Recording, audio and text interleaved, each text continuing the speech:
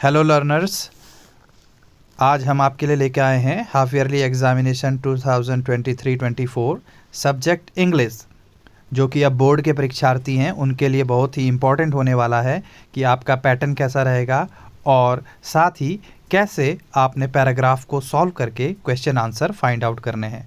तो ज़्यादा समय ना लेते हुए पहले हम आपको इस पैराग्राफ के 5 क्वेश्चन बता देते हैं।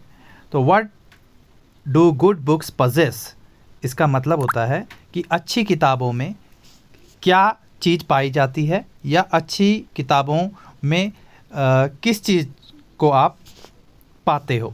सेकंड है why are the books necessary for human beings, किताबें इंसान के लिए क्यों आवश्यक है।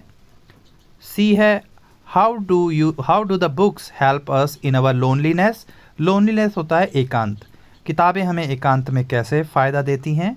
और what are the science of old age, ये डी क्वेश्चन है कि ओल्ड एज यानी कि बुढ़ापे के लक्षण क्या होते हैं। और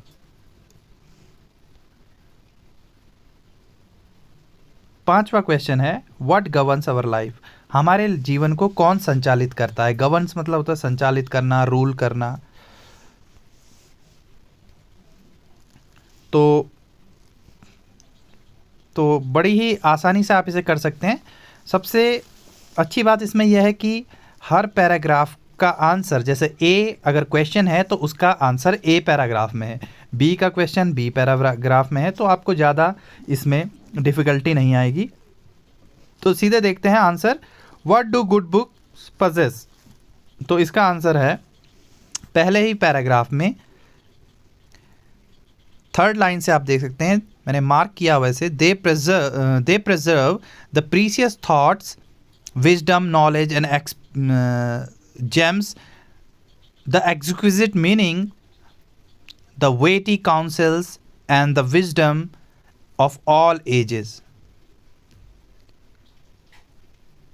तो शॉर्ट में इसका आंसर यह है कि किताबों के अंदर आपको प्रीशियस थॉट यानी कि अनमोल विचार, जेम्स मतलब रत्न, द एक्सक्विजिट मीनिंग मतलब सुंदर मीनिंग, और द वेटी काउंसिल बहुत ही अच्छी सलाह, एंड द विजडम और ज्ञान मिलता है ऑफ ऑल एजेस, सभी कालों का, कालखंडों का जिसे आप कह सकते हैं।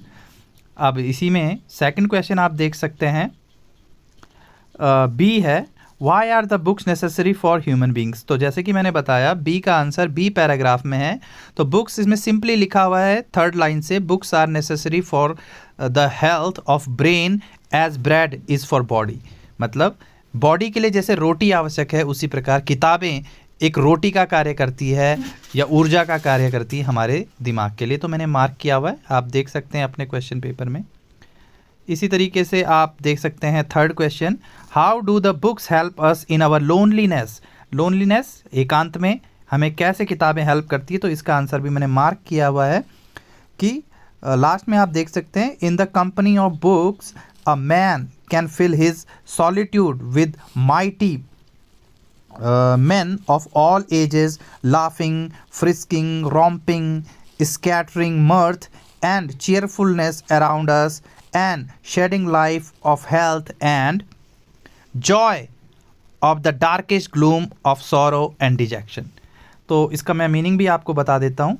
इसका मतलब यह है कि लोनलीनेस में जो इन द कंपनी ऑफ बुक्स मतलब किताबों की कंपनी में मतलब संगति में, a man feel is solitude अपने एकाकीपन को भर सकता है, with mighty man of all edges यानी कि जब आप किताब पढ़ोगे आपको प्रभावशाली व्यक्तियों के बारे में जो अलग अलग कालखंडों से रहे हैं उनके बारे में पढ़ सकते हो, जो कि लाफिंग हंस रहे हैं, फ्रिस्किंग कुछ नया खोज रहे हैं, रोम्पिंग मतलब उछल कूद कर रहे हैं अपने क्रियाकलापों में, स्कैटरिंग मर्थ जो कि खुशियाँ बिखेर रहे हैं, एंड चीयरफुलनेस मतलब उत्साह या हंसी, अराउंड अस हमारे चारों ओर, एंड शेडिंग लाइफ और लाइफ को कवर कर रहे हैं किस तरीके से, हेल्थ से मतलब अच्छे स्वास्थ्य से, and Joy of the darkest gloom of sorrow and detection, और साथ ही जॉय मतलब प्रसन्नता, आनंद देंगे हमें कब, डार्केस्ट ग्लूम मतलब जब सबसे अंधेरी निराशा होगी या दुख होगा या उदासी होगी उसमें भी किताबें हमें खुशी देंगी। तो ये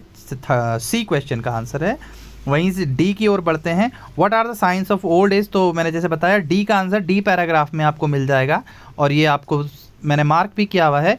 old age with body bend down, old age में बॉडी झुक जाती है। हिज हेयर टर्न ग्रे, बाल ग्रे मतलब सफ़ेद हो जाते हैं। ये आपको बात ध्यान रखनी होगी कि सफ़ेद बालों के लिए वाइट नहीं यूज़ करते, इंग्लिश में ग्रे यूज़ होता है सफ़ेद बालों के लिए।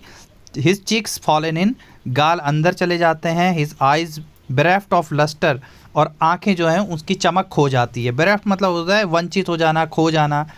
तो मैंने कुछ इंपॉर्टेंट वर्ड भी इसमें मार्क किए हुए हैं, जो आप अपनी डिक्शनरी में अगर आप बनाते हो तो उसमें इनको लिख सकते हैं, आपको राइट करके मेमोराइज कर सकते हैं। और लास्ट क्वेश्चन की ओर बढ़ते हैं।